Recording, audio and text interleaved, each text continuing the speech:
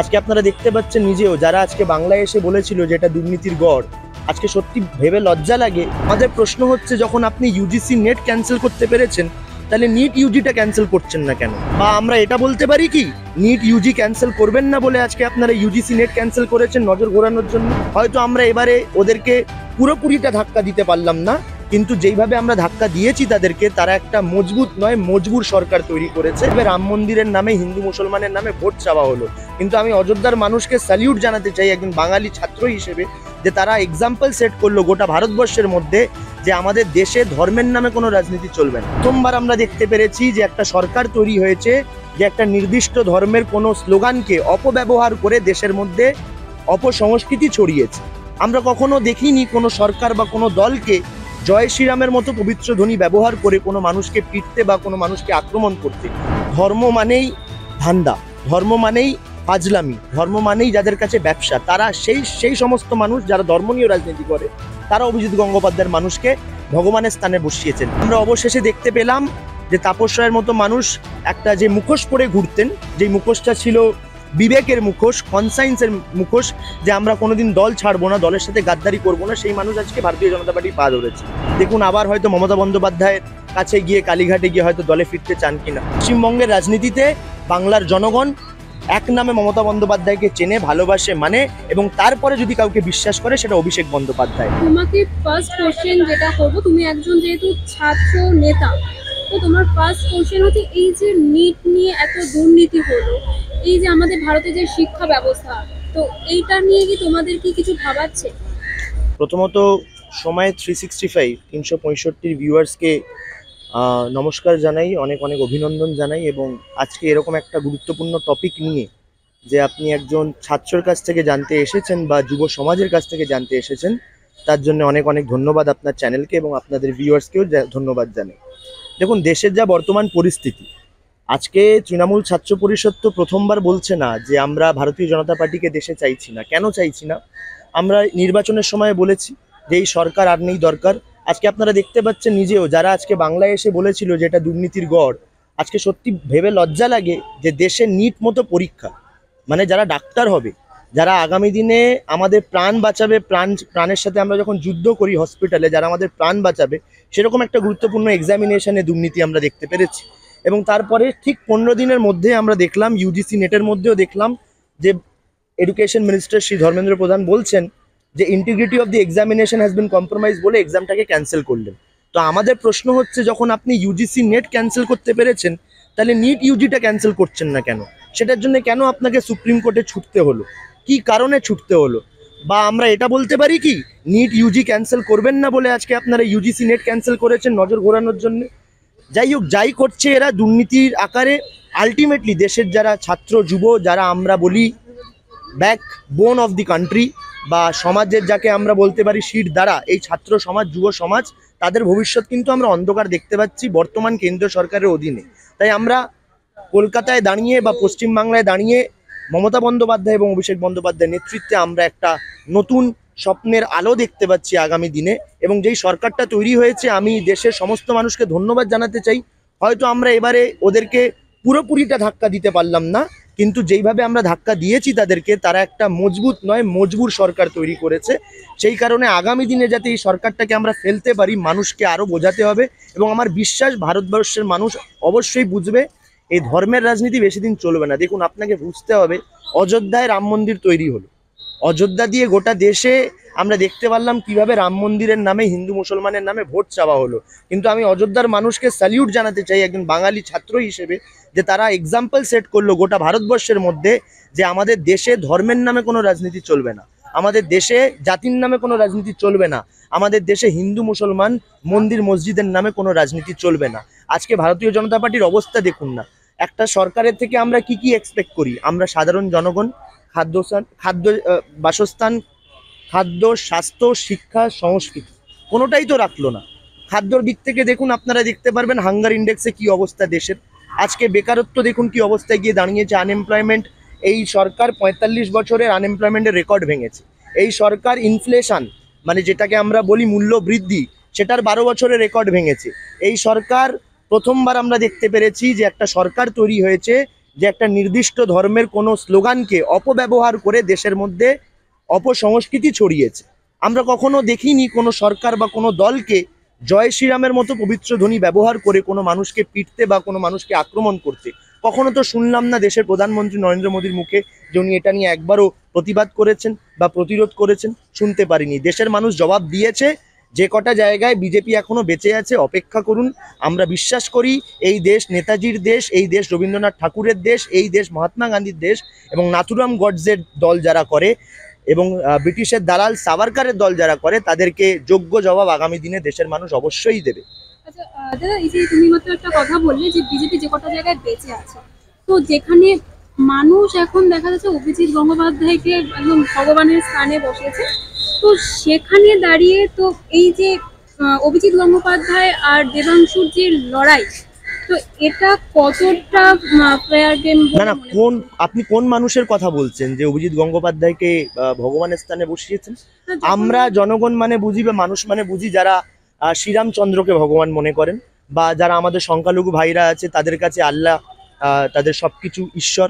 খ্রিস্টানরা যারা আছে তারা যীশু খ্রিস্টতে বিশ্বাস করে। কিন্তু অভিজিৎ গঙ্গোপাধ্যায়কে যারা ভগবান মনে করেছেন আমার মনে হয় তারা শুভেন্দু অধিকারী দল করেন, যাদের কাছে ধর্ম মানেই ধান্দা, ধর্ম মানেই ফাজলামি, ধর্ম মানেই যাদের কাছে ব্যবসা। তারা সেই সমস্ত মানুষ যারা ধর্ম নিয়ে রাজনীতি করে, তারা অভিজিৎ গঙ্গোপাধ্যায়ের মানুষকে ভগবানের স্থানে বসিয়েছেন। অভিজিৎ গঙ্গোপাধ্যায় শুধু বিচার ব্যবস্থাকে নয়, আমি বলবো যে দেশের একটা যে ইম্পর্টেন্ট পিলার, আমাদের দেখুন কনস্টিটিউশনের 4টে পিলার আমরা জানি, লেজিসলেটিভ, জুডিশিয়ারি, এক্সিকিউটিভ অ্যান্ড আপনারা যারা আছেন জার্নালিজম বা মাস কমিউনিকেশন বা মিডিয়া যাদেরকে আমরা বলি, তার মধ্যে একটা পিলার হচ্ছে জুডিশিয়ারি। আমরা দেখেছি কিভাবে অভিজিৎ গঙ্গোপাধ্যায় কোর্টরুমে বসে যখন উনি বিচারপতি ছিলেন কিভাবে রাজনৈতিক মোটিভেটেড স্টেটমেন্টস রেখেছেন, একটা নির্দিষ্ট দলকে টার্গেট করে বক্তব্য রেখেছেন। তখনও আমরা বলেছিলাম যে দেখুন কোর্টের মধ্যেও অভিজিৎ গঙ্গোপাধ্যায়ের মতো মানুষ রাজনীতি ঢুকিয়েছে। তখন অনেক মানুষ হয়তো বিশ্বাস করেনি, কিন্তু যখন উনি রিজাইন দিয়ে বিজেপি দল জয়েন করলেন তখন কিন্তু সবাই বুঝতে পারলো যে অভিজিৎ গঙ্গোপাধ্যায় কোর্টে যেগুলো করছিলেন আগামী দিনে বিজেপিতে জয়েন করার জন্যই করছিলেন। এবং ভারতীয় জনতা পার্টির যারা নেতারা আছে, শুভেন্দু অধিকারী থেকে শুরু করে দিলীপ ঘোষ এবং উপর স্তরে যারা অমিত শাহ, নরেন্দ্র মোদী, তাদেরকে খুশি করবার জন্যে কোর্টে উনি তৃণমূল কংগ্রেসকে বারেবার অ্যাটাক করেছেন। কিন্তু তার জবাব আপনারা দেখেছেন নির্বাচনের সময় পশ্চিমবাংলার মানুষ দিয়েছে এবং গোটা দেশের মানুষ আজকে জবাব দিয়েছে। বিজেপি সিঙ্গেল মেজরিটিও পেতে পারেনি, এনডিএর ভরসায় আজকে সরকার করেছে এবং চন্দ্রবাবু নাইডু আর নীতিশ কুমারের পারমিশন নিয়ে সরকার করেছে। যে কোনো দিন চন্দ্রবাবু নাইডু আর নীতিশ কুমার, যাকে আমরা চিনি পাল্টু চাচা বলে, যে কোনো দিন ওনার ইচ্ছা হবে যে মুখ ঘুরিয়ে নেব, সরকার পড়েই যাবে। এই সরকারের দাম কি? মানুষ যোগ্য জবাব দিয়েছে। আগামী দিনে বিজেপি বলে কিছু থাকবে না দেশের মধ্যে, আপনারা অপেক্ষা করুন। কিন্তু এই যে তমলুকে যে অভিজিৎ গঙ্গোপাধ্যায় জিতেছে, তো এই অভিজিৎ গঙ্গোপাধ্যায় আর দেবাংশুর মধ্যে যে লড়াইটা হচ্ছে, হাড্ডাহাড্ডি লড়াই, এটা কি কতটা fair? দেখুন দেবাংশু যেভাবে লড়াই করেছে, দেবাংশু ভট্টাচার্য একজন তরুণ তুর্কি, আমাদের দলের একটা ছাত্র যুব সমাজের গর্ব, এবং অভিজিৎ গঙ্গোপাধ্যায়ের মতো একজন সিনিয়র মানুষ যিনি এক্স জাজ হাইকোর্টের, ওনার বিরুদ্ধে যেভাবে লড়াই করেছে আমরা সবাই দেবাংশুকে নিয়ে গর্ববোধ করি। এবং যেভাবে ওখানেও হেরেছে, আমি বলবো খুব বাজেভাবে হারেনি, কঠিন লড়াই দিয়েছে। হয়তো কোথাও কোনো গাফিলতি ছিল, মানুষকে বোঝাতে পারেনি, হয়তো এখনও মানুষ সেখানে রিয়েলাইজ করছে যে আমরা দেবাংশুকে ভোট দিলে ভালো হতো। কারণ যেইভাবে যেই হাওয়াটা তৈরি করা হয়েছিল যে আপকিবার 400 পার, সেটা আমরা দেখেছি। 400 তো ছেড়ে দিন, বিজেপি 250 ক্রস করতে পারেনি। এনডিএ নিয়ে তারা মেজরিটি পেয়েছে, কিন্তু বিজেপি তো 250টাও ক্রস করতে পারেনি। তাই আমরা দেখেছি বিজেপির অবস্থা কি। সেই হাওয়ার মধ্যে হয়তো কিছু মানুষ ভুল বুঝেছেন, তাই হয়তো এই অবস্থা হয়েছে। দেখুন একটা কথা সবসময় মাথায় রাখবেন, সবসময় যে মেজরিটি বা সংখ্যাগরিষ্ঠ ঠিক হবে তার কোনো মানে নেই। তাহলে তো যদি সংখ্যাগরিষ্ঠ ঠিক হতো সব সময়, তাহলে হিটলারকেও আপনাকে আজকে মান্যতা দিতে হবে, মুসোলিনিকেও মান্যতা দিতে হবে, আর কেন্দ্র সরকারে যারা নরেন্দ্র মোদী ছিল তাকেও মান্যতা দিতে হবে। মেজরিটি সবসময় ঠিক করে তার কোনো মানে নেই। তমলুকের মানুষ হয়তো ভুল করেছেন বা ভুল করে ফেলেছেন দেবাংশুকে নির্বাচিত না করতে পেরে। আমরা আশা করি যে আগামী দিনে মানুষ ঠিকঠাক সিদ্ধান্ত নেবেন। আচ্ছা দাদা, তাপস রায়ের দল পরিবর্তন এবং প্রথমে লোকসভা, তারপরে হচ্ছে উপনির্বাচনে বিজেপির প্রার্থী হিসেবে তার নাম, বিষয়টা কতটা আক্ষেপে?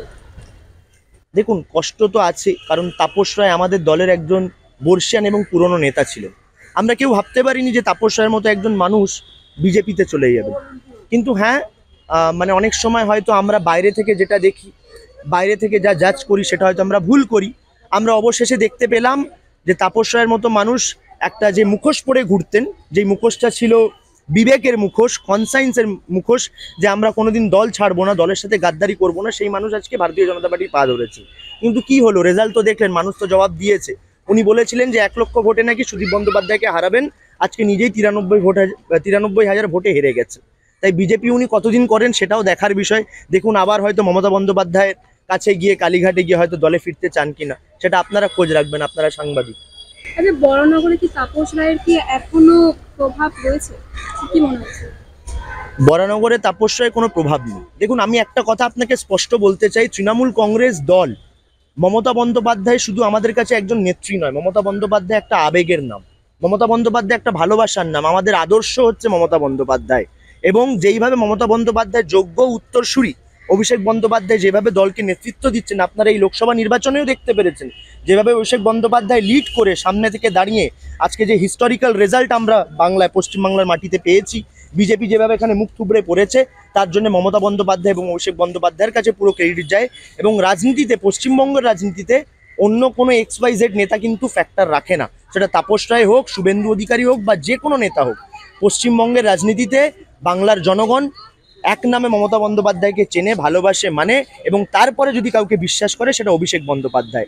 আজকে যদি আপনি তৃণমূল কংগ্রেসের কোনো প্রার্থীর জায়গা কলাগাছকেও দাঁড় করেন, মমতা বন্দ্যোপাধ্যায় আর অভিষেক বন্দ্যোপাধ্যায়ের মুখ দেখে সেই কলাগাছটাও জিতবে। এটাই আমাদের বিশ্বাস, এটাই আমাদের স্ট্রেংথ। তবে সেখানে সেলিব্রিটি প্রেস দাঁড় করানো হয়েছিল বরানগরে, তারপরেও কোথাও একটা মনে হচ্ছে জেতার ব্যাপারে অনেক সমস্যার সম্মুখীন হতে হয়েছিল। না, আমাদের কখনো মনে হয়নি যে জেতার জন্য সমস্যার সম্মুখীন আমাদের দল হয়েছে। হয়তো মিডিয়া যে হাইপটা তুলেছিল যে লড়াইটা কঠিন, সজল ঘোষ বরানগরে দাঁড়িয়েছিলেন এবং আমাদের প্রার্থী ছিলেন সায়ন্তিকা বন্দ্যোপাধ্যায়, কিন্তু আমরা শুরু থেকেই বলেছিলাম ওখানেও তৃণমূল কংগ্রেস জিতবে। এবং পশ্চিমবাংলার অন্যান্য লোকসভা সিট যেগুলোতে নির্বাচন হয়েছে, বরানগরে উপনির্বাচন হয়েছিল, সে সমস্ত সিটে আমরা বলেছিলাম তৃণমূল কংগ্রেস ভালো ফলাফল করবে। আজকে আপনি ভোট পার্সেন্টেজ দেখুন, তৃণমূল কংগ্রেসের ভোট পার্সেন্টেজ বেড়েছে। আজকে উত্তরবঙ্গ যারা বলতো যে তৃণমূলের হাতছাড়া হয়ে গেছে, সেই উত্তরবঙ্গে যে যাকে বলা হতো বিজেপির জনক বা বিজেপির বড় নেতা নিশীথ প্রামাণিক, তাকে আর খুঁজে পাওয়া যাচ্ছে না। হেরে যাওয়ার পরে দেখুন মিডিয়ার সামনেও আসতে পারছে না। আজকে শুভেন্দু অধিকারের মতো নেতা যে বড় বড় ডায়লগ দিয়েছিল, বলেছিল যে সরকার ফেলে দেব এবং আমাদের নেতাদের বলেছিল জেলে ঢোকাবে, সে আজকে নিজেই নিজের শান্তিকুঞ্জতে ঢুকে গেছে, সে ওখান থেকে বেরোতে পারছে না এবং বলছে যে সাংগঠনিক দায়িত্ব আমার উপরে আর নেই। শুভেন্দু অধিকারীর মতো নেতা আজকে পিছনে সরে যাচ্ছে।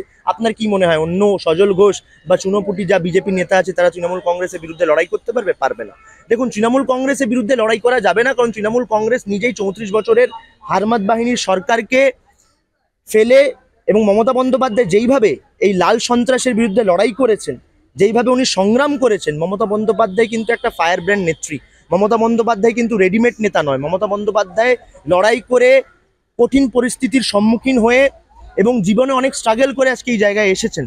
আজকে কিন্তু অন্যান্য দলের মতো নয় যে প্রচুর প্রচুর টাকা ঢেলে আমরা নির্বাচন জিতবো। মমতা বন্দ্যোপাধ্যায় কিন্তু লড়াই করে নির্বাচন জিতেছিলেন, আজও মমতা বন্দ্যোপাধ্যায় লড়াই করে টিকে আছেন এবং আগামী দিনেও দেশকে পথ দেখাবেন মমতা বন্দ্যোপাধ্যায় লড়াইয়ের মাধ্যমে। অসংখ্য ধন্যবাদ দাদা। তবে তোমার থেকে আমি আরেকটু সময় চেয়ে নেবো, জিশানদার কাছে আরেকটু সময় চাইবো যে র্যাপিড ফায়ারের জন্য। দাদা, তোমাকে আমি দুটো নাম বলবো, তার মধ্যে থেকে যে কোনো একটা নাম তুমি বেছে নেবে এবং কেন সেটা তোমাকে বলতে হবে। ফার্স্ট যেটা আসছি সেটা হচ্ছে মমতা বন্দ্যোপাধ্যায় নাকি অভিষেক বন্দ্যোপাধ্যায়? দুজনই। এখানে আমি একটা বেছে নিতে পারছি না, পারবো না, কারণ আমার কাছে দুজন একটাই ব্যক্তি। আমি দুজনকে এক মনে করি, আমি দুজনকে আলাদা দুটো ডিফারেন্ট এন্টিটি হিসেবে দেখি না। আমার কাছে মমতা বন্দ্যোপাধ্যায় এবং অভিষেক বন্দ্যোপাধ্যায় একজনই। আমার কাছে মমতা বন্দ্যোপাধ্যায় যেরকম একজন আদর্শ, অভিষেক বন্দ্যোপাধ্যায় আমাদের আদর্শ। তাই আমি দুজনকে আলাদা করতে পারবো না, আমি দুজনকে একটা এন্টিটি হিসেবে দেখি। তাই আমি এখানে আমার উত্তরটা দুজনই থাকবে। হয়তো আপনার রুলসটা আমি ভায়োলেট করলাম, কিছু করার নেই, কিন্তু এই যে আপনি অপশন দিয়েছেন এর মধ্যে আমি বেছে নিতে পারবো না। আচ্ছা, তাহলে সেকেন্ড অপশন হচ্ছে তাপস রায় নাকি শুভেন্দু অধিকারী? এটা টাফ প্রশ্ন, কারণ দুজনেই গাদ্দার, দুজনেই দলের সাথে গাদ্দারি করেছে, তৃণমূল কংগ্রেসের পিঠে ছুরি মেরে অন্য দলে গেছে। তাহলে কিভাবে চুজ করবো বলুন তো, কে বেশি গাদ্দারি করেছে, কে বেশি ব্যথা দিয়েছে? যদি সেইভাবে চুজ করতে হয় তাহলে খারাপ দিক থেকে ধরলে শুভেন্দু অধিকারীকে ধরতে হবে, কারণ মমতা বন্দ্যোপাধ্যায় শুভেন্দু অধিকারীর উপরে বেশি ভরসা করেছিলেন, ওনাকে কাজ করার বেশি জায়গা দিয়েছিলেন। তারপরে আমরা দেখতে পেরেছি কিভাবে উনি দলের সাথে গাদ্দারি করে আজকে ভারতীয় জনতা পার্টিতে গিয়ে বড় নেতা সাজছেন। তাই খারাপ দিক থেকে শুভেন্দু অধিকারী, ভালো দিক থেকে তাপস রায়। নরেন্দ্র মোদী নাকি অমিত শাহ? এ বাবা, এরকম অপশন দিলে তো মানে আর কোনো অপশন নেই, নান অফ দি অ্যাবাভ বলে কিছু নেই, এই দুজনের মধ্যে চুজ করতে হবে।